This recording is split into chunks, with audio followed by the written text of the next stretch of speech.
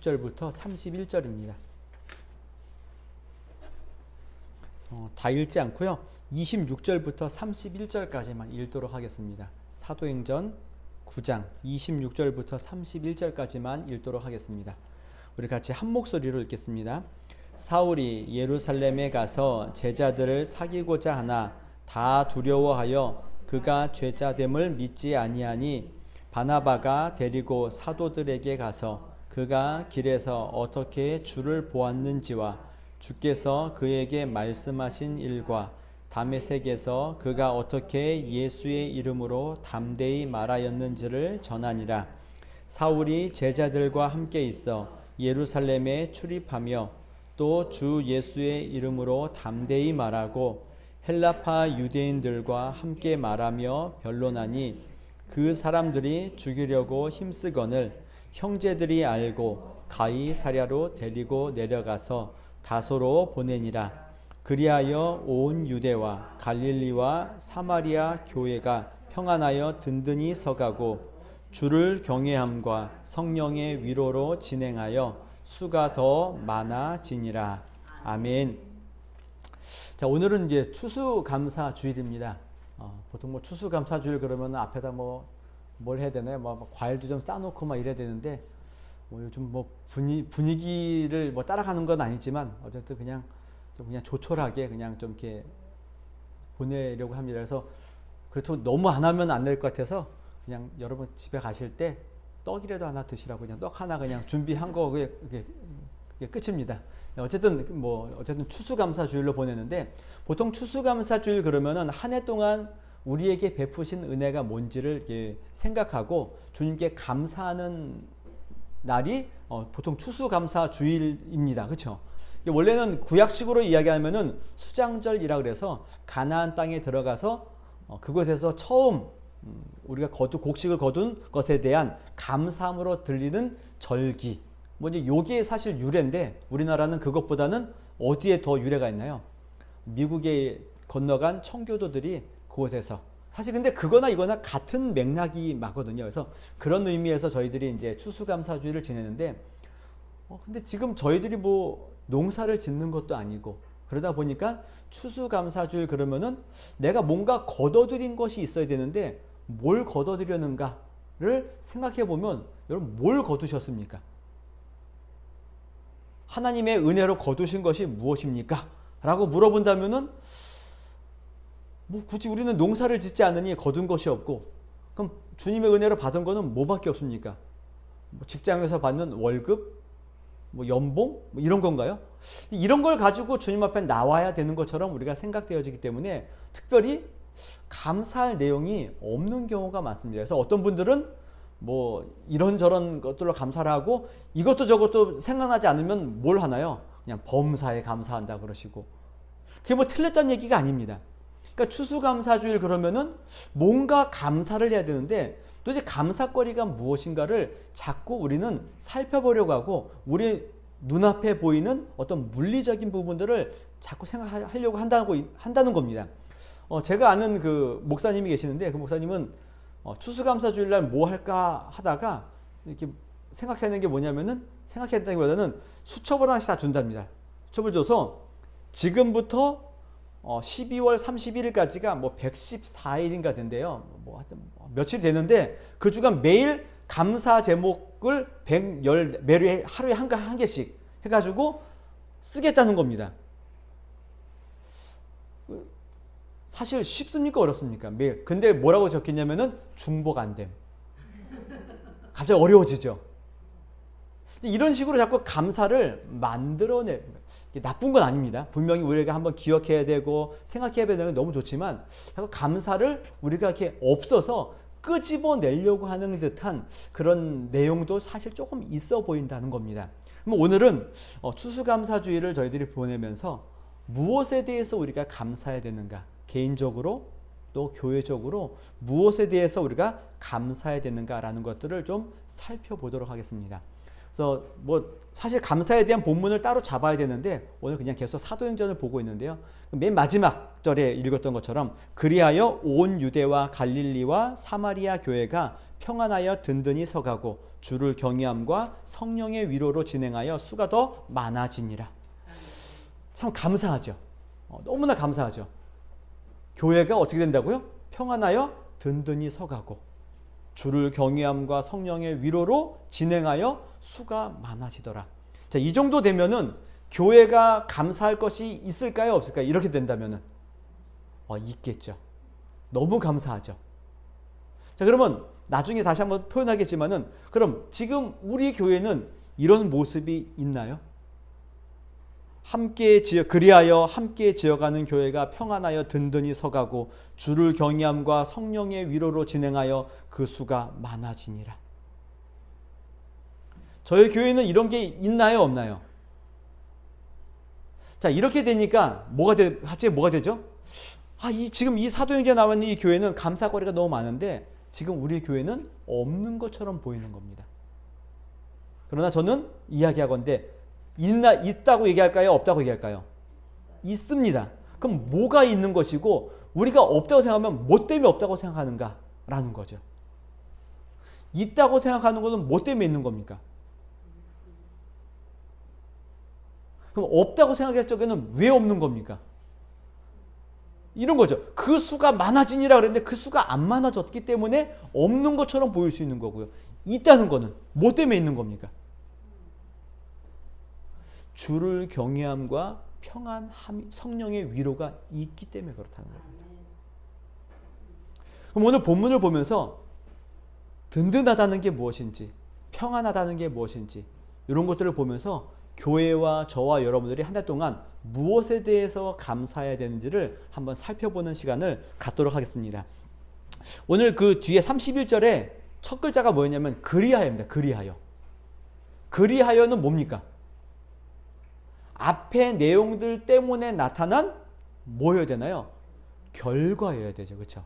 그러면 이 교회가 평안하여 든든히 서가는 원인이 어디에 있는 겁니까? 앞에 내용이 있어야 되죠. 그렇죠? 근데 앞에 내용을 한번 살펴볼게요. 어떤 내용이 있는가? 오늘 읽지 않았지만 제가 20절부터 봤는데 20절에는 뭐가 있냐면은 사울이 회심한 다음에 어디에서 전도를 합니까? 다메섹에서 전도하는 내용이 나옵니다. 그래서 20절에 보면은 즉시로 각 회당에서 예수가 하나님의 아들이심을 전파하니, 누가 지금 예수님이 하나님의 아들 되심을 누가 전파하고 있다고요?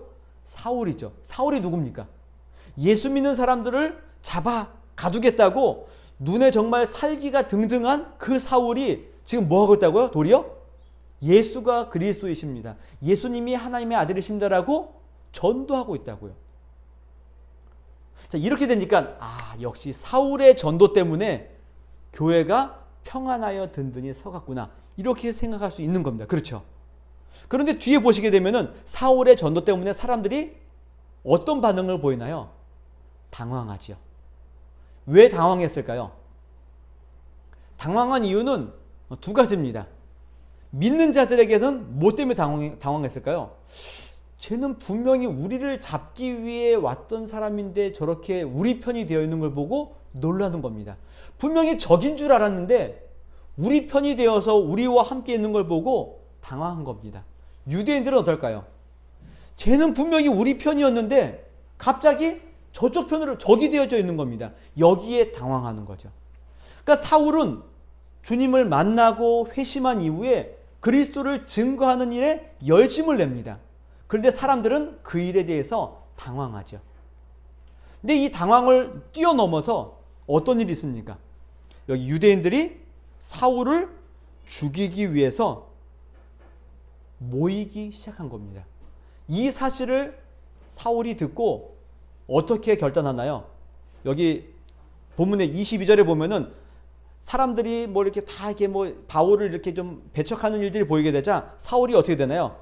힘을 더 얻어 예수를 그리스도라 증언하고 다메섹에 사는 유대인들을 당혹히 하니라. 이 당혹하게 되자 유대인들이 사울을 죽이려고 합니다. 이때 사울이 우리가 생각하는 것처럼 사울은 어떻게 되나요? 힘을 더 얻어 예수를 그리스도라 증언해야 되는 게 맞는 것처럼 보이죠. 그래야 어떻게 됩니까?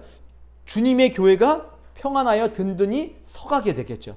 그런데 우리의 예상과는 다르게 뭐라고 표현되어 있나요? 도망가죠. 밤에 사울을 광주리에 담아 성벽에 달아 내리니라. 이게 나중에 바울이 어디서 고백하나요? 고린도후서 11장에서 자신의 약함을 자랑하는 가운데서 내가 옛날에 다메섹에서 광주리에서 도망갔다. 이 얘기를 하고 있는 겁니다. 그 사건인 거죠. 우리의 이상과는 다른 겁니다. 전도하고 힘을 얻어 교회가 든든하게 서갔더라가 아니라 전도하고 도망갔더라. 이게 다메섹에서의 사울의 모습인 겁니다. 그러면 다메섹에서 도망 나온 사울이 어디로 가느냐? 예루살렘으로 갑니다. 예루살렘에 가서 제자들과 함께 사귀려고 하기 위해서 예루살렘에 갑니다. 근데 예루살렘에 가서도 어떤 반응이 있나요? 또 당황한 거죠. 저 사람은 분명히 스데반을 죽일 적에 함께 있었던 사람이고 우리를 그렇게 잡아내기 위해서 열심을 했던 그 사람이 사울인데 제자들과 함께 사도들과 함께 사귀려고 하니까 어떻게 됐을까요? 꺼리는 거죠. 두렵고 믿지 못하고 꺼리는 일들이 있는 겁니다. 그때 누가 등장하나요? 바나바가 등장해서 사울이 어떻게 회심했고 어떤 일이 있었고 쭉 이야기하게 되자 같이 교제를 하게 되고 교제함과 동시에 사울이 뭘 합니까? 또 예루살렘에서 전도를 합니다. 또 전도를 하는데 이 전도하는 걸 통해서 제자들은 우리 편이 됐구나 라고 여겼지만은 유대인들은 어떻습니까? 저놈 또 이상하네. 그래서 또 죽이려고 하는 겁니다. 사울을 또 죽이려고 하게 되자 형제들이 그를 어디로 보냅니까? 또 피신시키기 위해서 가이사랴로 보냈다가 다소로 보내는 일들이 있는 겁니다. 여기 뭐 표현은 보낸이라고 되어 있지만 결국은 뭐 한 거죠? 도망친 겁니다. 도망간 겁니다. 그리고 나서 뭐가 나온다고요? 그리하여. 사울은 전도하다 도망갔는데 성경은 뭐라고 얘기한다고요? 그리하여 온 유대와 갈릴리와 사마리아 교회가 평안하여 든든히 서갔다라고 되어 있는 겁니다. 좀 이해가 안 되죠. 든든히 서가고 평안하여 든든히 서가려면은 사울이 회심하여서 예루살렘에서 전도했더니 이 모든 유대인들이 그래 네 말이 맞다. 베드로의 설교처럼 3,000명 5,000명씩 회심하고 돌아와야 그제서야 뭐가 나타나냐? 교회가 평안하여 든든히 서갔더라라고 저게 아멘 할 수 있겠죠. 근데 사울은 전도하다가 도망가고 사도들이 있는 예루살렘 교회의 형편은 나아졌습니까? 안 나아졌습니까? 여전히 그대로라고요. 여전히 그대로라고요. 그런데 왜 교회는 평안하여 든든히 서갔다라고 이야기하고 있냐라는 겁니다. 아무런 열매가 보이지 않는데 어떤 하나님의 능력도 보이지 않는데 왜 교회는 점점 든든히 서가고 있다라고 평안하여 든든히 서간다고 이야기하고 있냐라는 겁니다. 도대체 무엇 때문에 교회는 평안하여 든든히 서가고 있는가라는 겁니다. 그럼 바꿔서 오늘 저와 여러분들이 평안하여 든든히 서가는 근거는 뭡니까? 우리의 평안과 우리의 든든함은 근거가 무엇이냐라는 겁니다. 저와 여러분들의 연봉? 계속 올라가는 우리의 집에 대한 집값? 이런 건가요? 이게 우리의 든든함인가요? 통장에 있는 잔고만 보면 든든해. 내 노후가 편안해. 이게 우리의 든든함입니까? 만약에 이게 없다면은 우리의 든든함은 있는 겁니까? 없는 겁니까? 없죠. 그럼 저는 든든함이 있을까요? 없을까요? 없습니다. 제 통장의 잔고는 우리 아이들의 통장 잔고보다 더 없습니다. 그래서 아이들이 저를 놀립니다. 아빠는 우리보다 가난하다고. 그럼 저에게는 든든함이 있습니까? 없습니까? 없죠. 올 한 해 뭐가 있냐? 제가 감사하고 든든해할 만한 행동들이 사건이 뭐가 있는가? 없습니다. 없는 거죠. 그러면 나는 평안하여 든든히 서가는 일들이 없는 것인가? 제가 좀 서두에도 얘기했지만은 교회는 어떻습니까? 뭐 좀 하려고 했더니 뭐가 터졌나요? 코로나 터져가지고 뭐 꼭 그것 때문에 약간의 핑계거리는 생길 수 있겠죠. 뭐 교회 부흥이 왜 안 됩니까? 코로나 때문에 뭐 그렇게 뭐 핑계는 될 수 있겠죠. 뭔가 저에게 어떤 보험거리는 되겠죠. 그러나 그것이 없다고 해서 교회는 그냥 망한 것인가? 든든함이 없는 것인가? 이런 거죠. 어떤 교회는 사람이 점점 많아지고 재정이 점점 늘어서 선교하는 국가도 점점 늘어나고 있는데 이것이 교회의 든든함인가? 아니다라는 겁니다. 만약에 그런 것들이 교회의 든든함이라면은 한국 교회의 90% 이상은 뭐가 없다고요? 든든함이 없는 겁니다. 평안함이 없는 교회라고요. 기껏해야 10%밖에 안 되는 교회들이 든든한 것이고 나머지 교회들은 다 뭐 한다고요? 그냥 비리비리 그냥 있는 겁니다. 그러나 그러냐는 거죠. 아니다라는 겁니다. 오늘 성경에 나오는 예루살렘 교회도 여전히 박해로 인해서 힘없는 교회인 겁니다. 성도들은 박해 때문에 뿔뿔이 흩어졌습니다. 회심한 사울도 전도하다가 목숨의 위협을 얻게 되자 도망갈 수밖에 없는 신세의 교회가 지금 예루살렘의 교회인 겁니다. 그런데 성경은 온 유대와 갈릴리와 사마리아 교회가 평안하여 든든히 서갔다라고 이야기하고 있는 겁니다. 무엇 때문인 겁니까? 답은 앞에 있지 않고 뒤에 있습니다. 뒤에 뭐라고 되어 있나요? 주를 경외함과 성령의 위로로 진행했기 때문에 그렇습니다. 교회의 어떤 외적인 열매, 이것 때문에 평안하여 든든한 것이 아니라 주를 경외함과 성령의 위로가 있다면 그 교회는, 그 가정은, 그 심령은 든든한 겁니다. 이게 우리의 든든함인 겁니다. 하나님 앞에, 하나님 내가 한 해 동안 이렇게 열심히 헌신해서 이런 열매를 맺었습니다. 이게 우리의 든든함이 아니라는 겁니다. 우리는 실패하고 넘어지고 좌절하고 쓰러진다 할지라도 내가 주님을 경외하고 있고 성령의 위로가 나에게 있다면 그것이 우리의 뭐라고요? 든든함인 겁니다. 이것이 든든함인 겁니다. 우리가 하나 알 수 있는 내용은 이런 겁니다. 지금 8장에, 사도행전 8장에 보면은 박해 때문에 성도들이 어떻게 됐죠? 다 흩어지고 도망갔습니다. 교회가 흩어지고 도망갔으니 이제 교회는 끝난 줄 알았습니다. 우리가 헌신하지 못하니 교회는 망했구나 라고 생각되어지는 겁니다. 그런데 9장에 무슨 사건이 있죠? 사울이 회심하는 사건이 있습니다.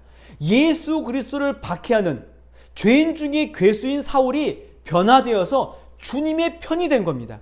여기에 교회에 어떤 열심이 있었습니까? 뭐 베드로의 어떤 설교가 있었습니까? 아무것도 없었다고요. 오직 뭐만 있습니까? 주님이 그 일을 만져주시고 찾아가신만이 있었던 겁니다. 이 일을 통해서 교회와 성도들이 뭘 깨닫는 겁니까? 우리의 헌신과 우리의 노력으로 교회가 세워지는 것이 아니라 누가 세워가신다고요? 하나님이 이 일을 행하시는구나.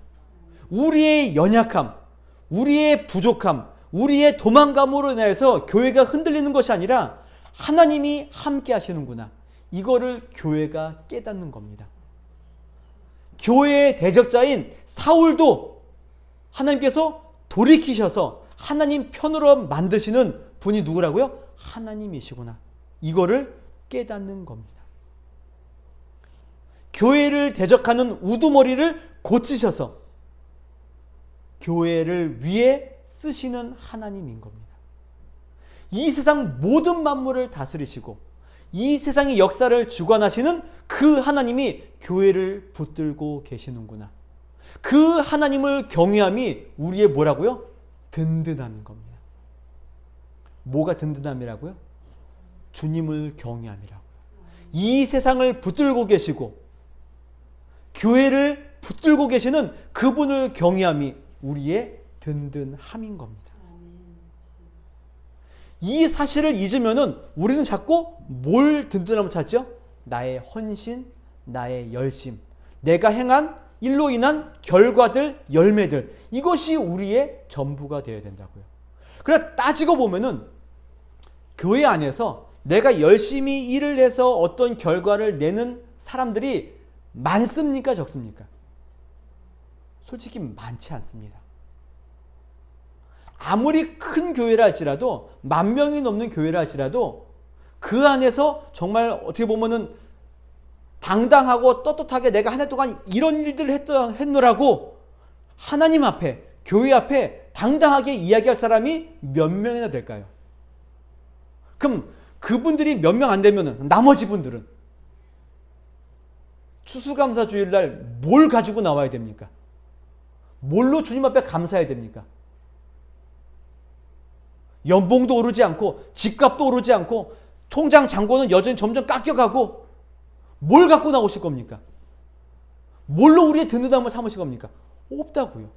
그러나 성경이 이야기하는 우리의 든든함은 거기에 있지 않습니다. 하나님을 경외함에 있는 거예요. 우리를 붙드시고 우리의 연약함을 긍휼히 여기시고 우리의 실수에도 은혜로 덮어주시는 하나님을 경외함에 있다라는 겁니다.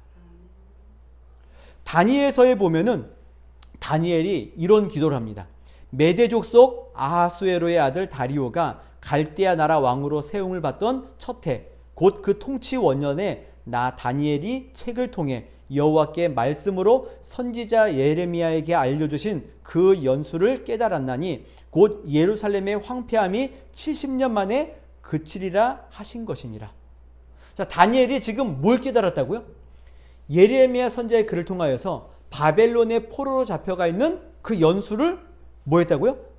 70년이라는 것들을 깨달은 겁니다. 70년 후에는 그칠 것이다. 이것을 깨달은 겁니다.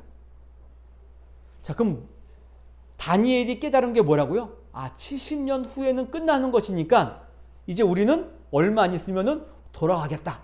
이걸 깨달은 건가요? 기도의 내용을 보면은 그 70년을 깨닫거나 아니면은 얼마 안 있으면 우리가 예루살렘에 돌아가겠구나. 이것을 깨달은 것이 아니라 그 내용들을 쭉 살펴보면은 내용은 한 가지입니다. 뭐냐면은 이 일이 주님의 뜻에서 나온 것이오니 주님의 은혜로 우리를 돌봐주십시오. 이겁니다.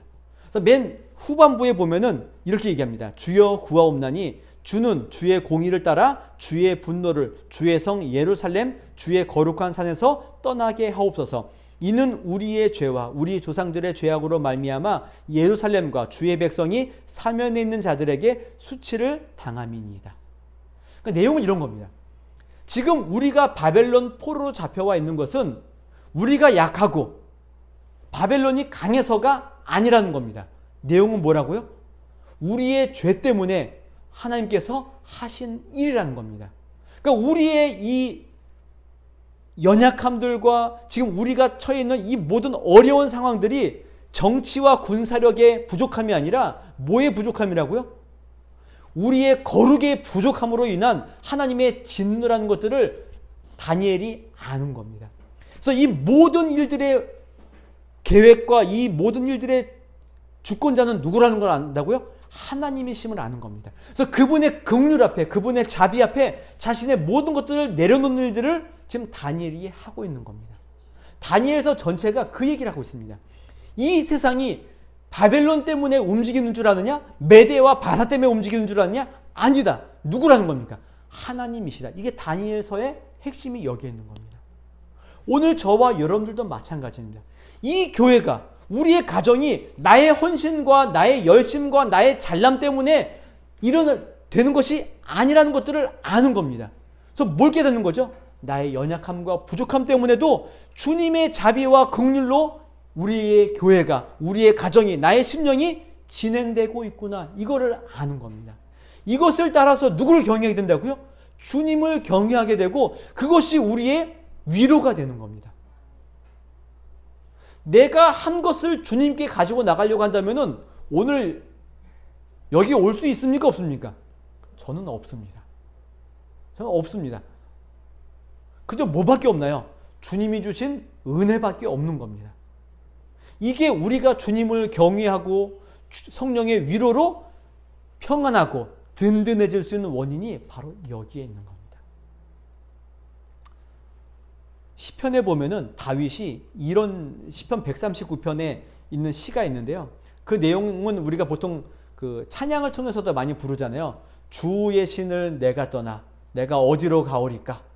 뭐 어둠도 숨기지 못하리라. 주님의 평안이 나를 뭐 인도해. 뭐 이런 시가 있잖아요. 근데 이 시를 잘 읽어보게 되면은 주님이 내가 뭐 바다 끝에 거해도 어디를 가도 주님이 나를 다 아셔. 이런 거잖아요. 나를 지켜주셔. 근데 사실 알고 보면 이 지켜주심에 대한 이야기보다는 주님이 우리를 뭐 한다고요? 아신다는 겁니다. 그래서 이렇게 표현하죠. 하나님이여 나를 살피사 내 마음을 아시며 나를 시험하사 내 뜻을 아옵소서. 내게 무슨 악한 행위가 있나 보시고 나를 영원한 길로 인도하소서. 뭐라고요? 주님이 나를 아시지 않습니까? 주님이 내 마음을 아시지 않습니까? 그러니 주님이 나를 영원한 길로 인도해 주십시오. 주님, 내가 영원한 길로 갈 테니까 주님, 이게 아니라고요. 주님이 내 마음 아시지 않습니까? 내가 이 영원한 길을 갈 수 없는 놈이라는 걸 알지 않습니까? 그러니 주님의 은혜와 긍휼로 나를 붙들어 주시고 인도해 주십시오. 이게 이 시의 핵심이 여기에 있는 겁니다. 주님이 나를 뭐 다 아시죠. 안고 일어서면 아시죠. 나를 지켜주시죠. 이게 아니라 다윗이라고요. 어떤 다윗이라고요? 우리아의 아내 바세바를 범하여서 또 우리아를 죽이고 자기의 죄를 감추기 위해 했던 이 다윗인 겁니다. 그래서 다윗이 하는 거죠. 주님 아시죠? 나 이런 놈인 거 아시죠? 내 힘으로는 갈 수 없는 거 아시죠? 주님의 은혜와 긍휼과 자비로 나를 붙들어 주십시오. 영원한 길로 나를 인도해 주십시오. 이게 다윗이 하나님을 경외하는 이유가 여기에 있는 겁니다.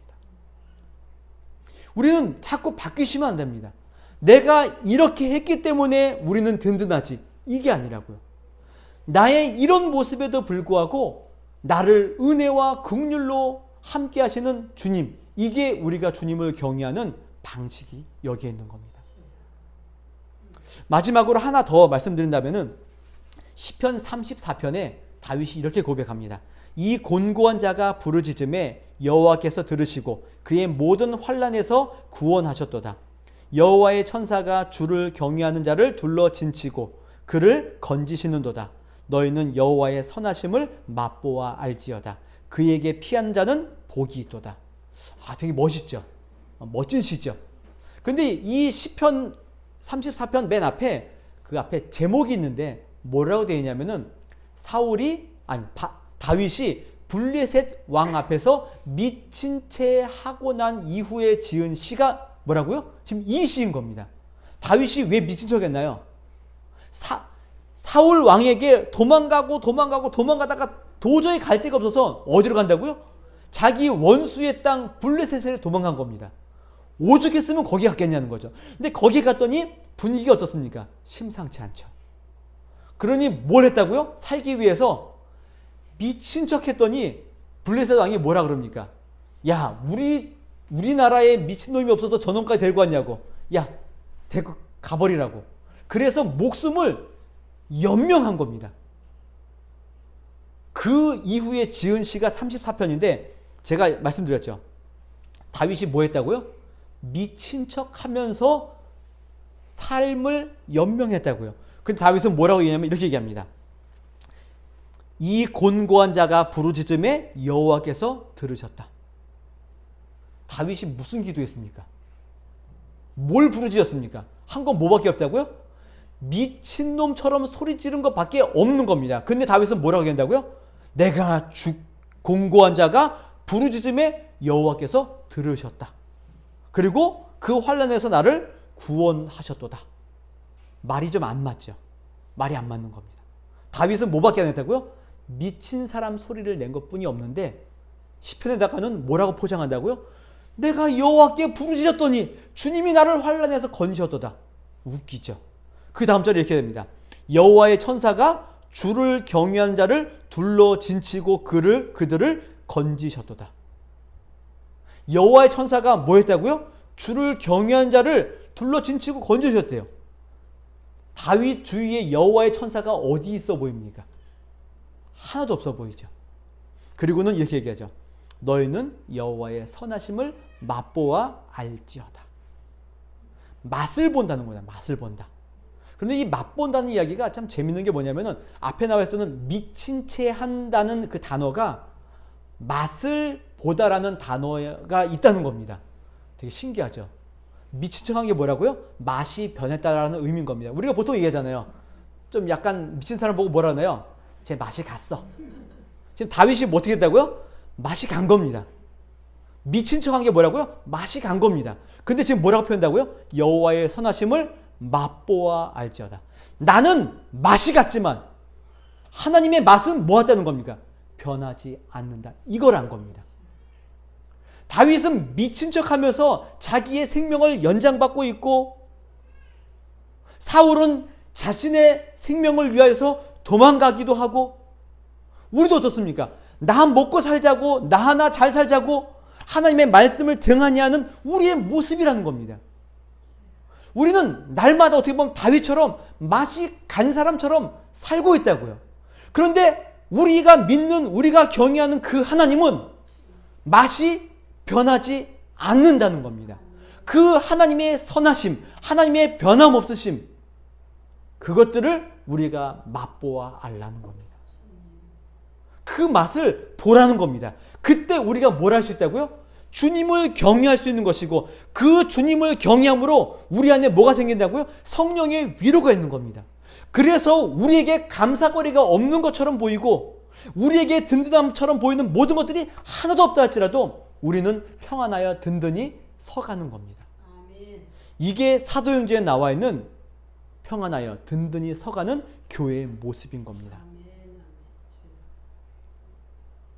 저에게는 이 세상에 든든한 것이 하나도 없습니다. 하나도 없습니다. 믿고 의지할 것이 하나도 없습니다. 그러나 저에게는 든든함이 있습니다. 그 든든함 뭐라고요?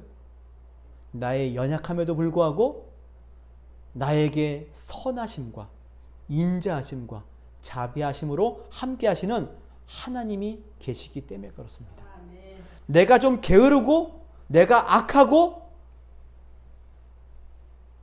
재능이 없다 할지라도 그것 때문에 나를 책망하시거나 교회를 책망하시지 않고 여전히 주님의 은혜와 긍휼로 대해주시는 하나님의 선하심이 있기 때문에 그렇습니다. 함께 지어가는 교회도 마찬가지입니다. 이 교회의 든든함은 어디에 있습니까? 누구에 있는 것처럼 보입니까? 평안한 것도 하나도 없고 든든해 보이는 것도 하나도 없을 수 있습니다. 그러나 그런 세상적인 든든함은 없다 할지라도 교회를 붙들고 계시고 교회와 함께 하시고 교회를 지키시는 그 하나님이 계시기 때문에 함께 지어가는 교회는 올해도 든든하고 내년에도 든든할 것입니다. 이것이 저와 이 교회의 문제가 아니라 여러분들의 삶에도 마찬가지일 겁니다. 한 해를 돌아보건대 이럴 수 있습니다. 올 한 해 되는 일이 하나도 없어. 내 뜻대로 된 게 하나도 없어. 하나님의 은혜 없는 것 같아. 뭐 이래. 이럴 수 있습니다. 나의 연약함으로 인하여서 하나님 앞에 부끄러울 수 있습니다. 그러나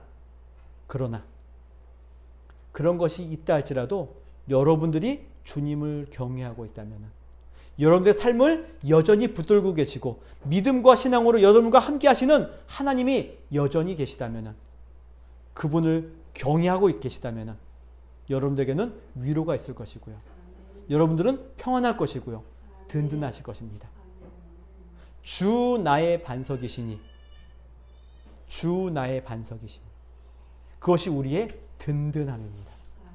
오늘 사도행전에 나와 있는 교회처럼 눈에 보이는 열매, 눈에 보이는 상황이 바뀌지 않았다 할지라도 하나님의 손에 붙들려 있는 교회임을 그들이 깨닫게 되자 평안하여 든든히 서가고 있다는 모습들을 확인했듯이 오늘 저와 여러분들의 삶, 교회, 모든 일에도 눈에 보이는 상황이 아니라 주님이 우리와 함께 하시고 우리를 붙들고 계시는 그 하나님을 경외함이 저와 여러분에게 여전히 있다면 그것이 저와 여러분의 든든함인 줄 아시고 항상 감사하시면서 또 힘있게 승리하시는 하나님의 백성들이 되시기를 주님의 이름으로 부탁을 드리겠습니다.